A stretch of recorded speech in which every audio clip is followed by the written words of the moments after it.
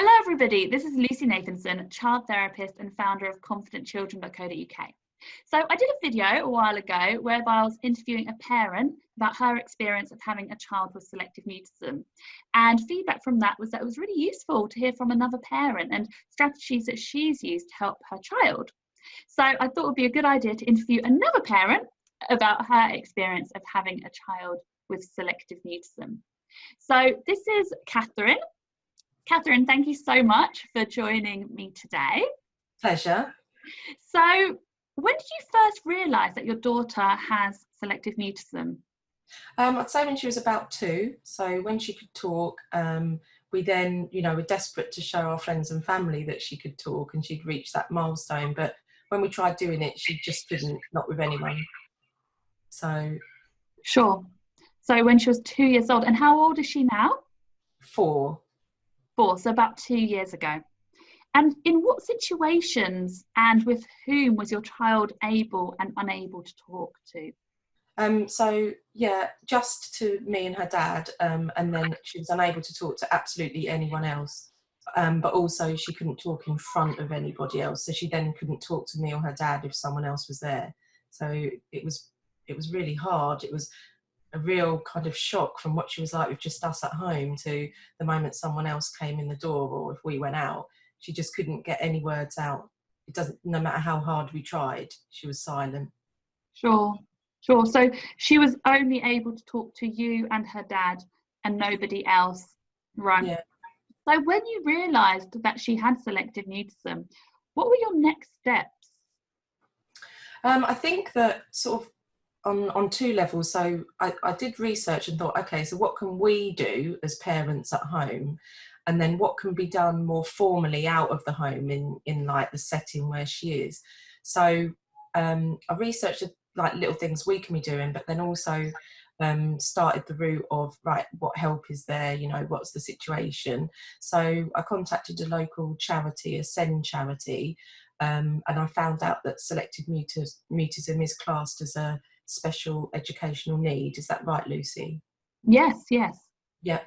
So then they helped me to get further help. So we applied for a caseworker and also some extra funding for the setting where she was, that would allow the staff there to give her more time and to try to implement a small steps program. So we had all the resources ready to go. It was quite a exhausting process of applying and sending in paperwork, but it worked in the end, and we got that extra help from the local area. So that was really good. So we were going at it from 2 areas, at home and then at school.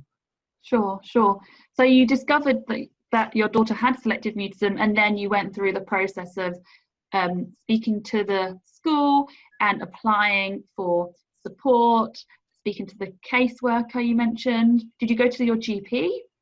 Yeah, sorry, I should have said that. We went to the GP to actually get the diagnosis. So they referred us to a speech and language therapist. So we actually got the diagnosis properly at 3. And that's when we could then apply for extra help and everything once it was all diagnosed. Sure. Okay, so what did you find helpful in the early stages? I'd say in the early stages, I felt really alone. As parents, we felt really alone, and we just had never heard of anyone with it. We didn't know anyone at all with it, or friends of friends, or anyone. So then that made us feel quite desperate because we wanted to do things to help and we just didn't know what to do for the best. So at that point, it was, if you go onto Spira and onto Facebook sites, and if you put in SM, there's Facebook support groups. And at that stage, I'd say that was the best thing, because I didn't feel alone, because you're not alone. So being able to tap into other parents and experts and get bits of advice, that was a huge relief, and it made us feel positive to keep, to go forward. Sure, yeah, reaching out to other families who understand what you're going through. And there are a few Facebook support groups, so parents can simply go onto Facebook and write selective mutism, and pages will come up. And of course, it's really useful to speak to people who understand, because it's really common for parents to feel really isolated. Yeah. Great. So what were the challenges that you faced in the early stages? I'd say realising quickly that you need to be your child's advocate. So you're going to have to be their voice, and just be really strong and crack on with it. And you're going to need to do the talking and knocking on doors and insisting that they get help, because they literally they can't do it. So really putting that hat on, very quickly, that I was going to need to be her advocate and speak up for her. So I think initially the biggest barrier is understanding. So people in her life generally understanding that SM is a thing, because some people that we encountered didn't even think it was a thing, and that she would grow out of it, and it was just really, really frustrating trying to explain the extent of it. That with our daughter, she can't even gesture. She'll literally just freeze and look blank, and she can't even point to something. She would just totally freeze. And I think some people, they were unsympathetic. They would just like tell her to snap out of it. It was, as a parent, it's just quite upsetting to hear that, because you're with your child and you see them struggling and you feel it all with them every step of the way. And then I felt like people were making judgments when they didn't really understand. So the understanding was the real hardest thing, to try and share the information, because I like to think the best of people, and I thought they just don't know, they're just not familiar with it, they don't understand, and if I can just share a bit more information and they can digest it, then that will help us. So I'd say understanding was the key battle of all the people around us. Sure. Thank you for sharing that. And actually, I think that is a challenge that the majority of the parents I work with face, having simply helping others to understand. And it can be frustrating because there are so many misconceptions and myths around selective mutism. And that's actually why I started making these YouTube videos, making the do's and don'ts video, just so that it's, simple information that parents can use to share with others, to help them to understand those basic do's and don'ts, because that makes all the difference. Yeah, absolutely. Implementing those do's and don'ts can, make a massive difference. And also that's why I created the online training course, because a simple, simply just giving that information to schools, for example, or, even people in the child's life, helping them to understand what selective mutism is, changes the way people approach the child, which makes a big difference. So we can't underestimate the difference that makes. Creating this supportive and understanding environment is the crucial starting point. Yeah. Great. Okay. So with hindsight, what would have helped you in the early stages after you discovered your child has selective mutism, and after trying to get help for her? What would have helped you in the early stages? I think knowing the basic do's and don'ts, like you just said, knowing that there were basic things you can do straight away that can make it worse or can help to make it better. And I didn't know that. So our daughter, I feel really bad because I look back and think, oh, I just kept watching her thinking, come on, you can do it. And I wasn't trying to do things to help the environment. I was just sitting there thinking, come on, you can do it. And then I now realise she can't do it unless I help to make the environment, feel more comfortable for her. So straight away I could do things like sharing the do's and don'ts with friends and family. And they could realise that just like taking the pressure off her to talk, that was massive. And with our daughter, it might not be like with everyone else's children or other SM sufferers that are watching this, is with our daughter, it's eye contact was also quite a thing. So if people, when they first encounter her, don't look at her all the time, and she would find that quite uneasy. So just all these do's and don'ts, simple little tweaks. If I'd have known those at the start, I could have started helping her with those. And I do kick myself that I didn't know that these simple things were going to help her to make progress. Sure. And that's why it's so great that we're doing this video, to hopefully help other families who are in those stages to make those changes. But I always say to parents, please don't beat yourself up for not knowing sooner, because how would you know? How would you know? Most of the time, professionals, even GPs and school staff, tell parents, just wait for her to grow out of it. And they don't, and there's such little awareness that people, you know, you can't be blamed for not knowing sooner. There's no way that, you know, how can you? And quite a lot of the things that we're asking you to do is quite unnatural, or maybe not, it is not what you would just naturally think about, you know. So there's no reason for parents to have known before they knew, if that makes sense. Yeah, it does. Great. Okay. So what particularly helped you in helping your child? I think it's really to get to an expert. So because it is, you know, relatively uncommon, that like you can talk to, say, a GP or even you know, a psychotherapist or an SLT or different healthcare professionals, and they may have a degree of knowledge about it, but I found that really I needed someone with a very deep knowledge, because it is quite rare, and you know, one child to another with SM, I've learned just by chatting with other parents online, is they're quite different, you know. So what works for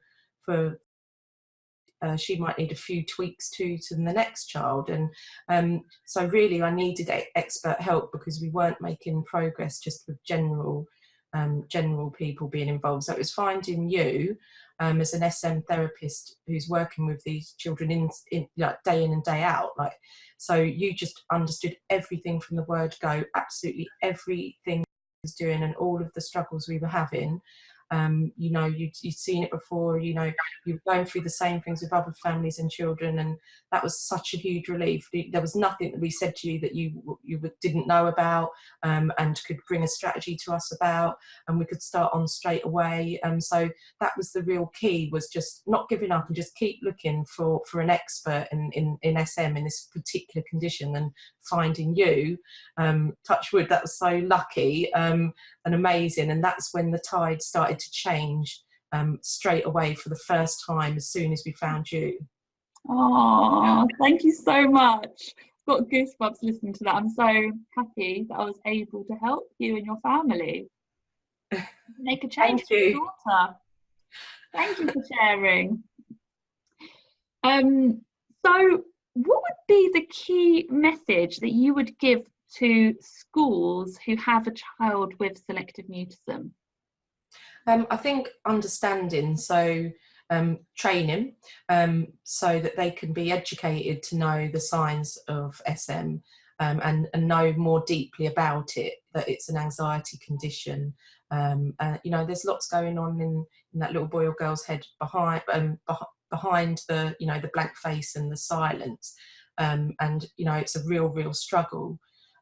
So it would be understanding. So it might be easy, just because like a child can't talk, they're just sat in the corner of the class and can't ask for the toilet, or to say they're thirsty, or that they don't understand, and so that I guess they could be overlooked, you know, and teachers could think that, you know, they're actually okay, and when they're not, and that's just because they haven't had an SM kid before, they don't know much about the condition. So just a little bit of information sharing for them to be able to spot the signs, recognise what SM is, acknowledge it and act on it. So to call and to seek further help to start to improve the child's experience of school and of SM while they're in school. Right, thank you. I completely agree with you. Yeah, understanding, and also schools understanding that the child won't grow out of it by themselves necessarily. We have to, like you say, make some, sometimes small changes to the environment can make a big difference. To actually be open to trying something new, something they may not have done before, naturally, if it's the only child they have in their school. So yeah, great, thank you. And what would be your key message you would give to parents who have a child with selective mutism? It would be, you know, because I've just learned in hindsight, it would be to act now, because I didn't. So I had a period of just watching and thinking, oh, hopefully this will go away. And that actually made it worse. So act now would be like the 2 words that I just want to put in lights and flash at everyone, because that's been the real key. So because you can be doing just so many small things at home that help, and to know things when we do go out and about, all the little things that help. So act now. Don't just think, oh, it might go away. I mean, there's just no harm in like having an appointment with your GP and just getting it checked by a speech and language therapist, because I feel that the quicker you can do things, the more progress you can make. But the longer we left her with certain struggles, that the harder they have been to get out of, if that makes sense. So definitely it's to act now, you know, be your child's advocate. That there are extra rights that come with a child with selective mutism, because it is a special educational need. So local SEND charities, they can be of help. They were to us, and that was really good to know that there are extra rights and ways that you can help. So just don't be afraid to be an advocate for your child, and to act and to try to get things done. That would be my key. Thank you so much. Thank you for sharing that. Is there anything else you'd like to say before we finish this video? Just to wish everyone the best of luck, and to say that you're not alone, because you can feel alone, but you're not alone, and that there is hope. We're making progress with our daughter, and we never thought that'd be possible, and there is hope. Never give up, and you're not alone. Oh, thank you so much, Catherine. I'm sure this will be really useful for parents of children with selective mutism who are watching this video. So I hope that you found this video useful. Please subscribe to this YouTube channel to be the first to know when I upload new videos. And also remember to like the Confident Children Selective Mutism Therapy Facebook page, where I regularly share videos, posts, articles, everything selective mutism. So, and also subscribe to the Confident Children website to receive newsletters when I do share them. So I hope you found this video useful, and wishing you all a lovely rest of the day. Thank you so much.